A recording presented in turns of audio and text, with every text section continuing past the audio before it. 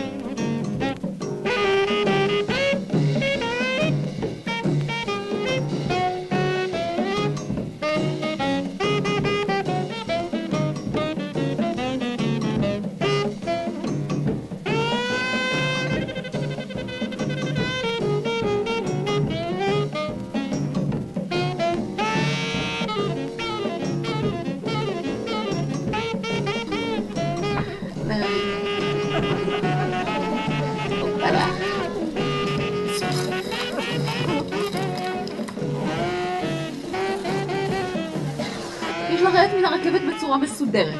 ליורדים קודם היורדים יורדים ואחר כך העולים עולים.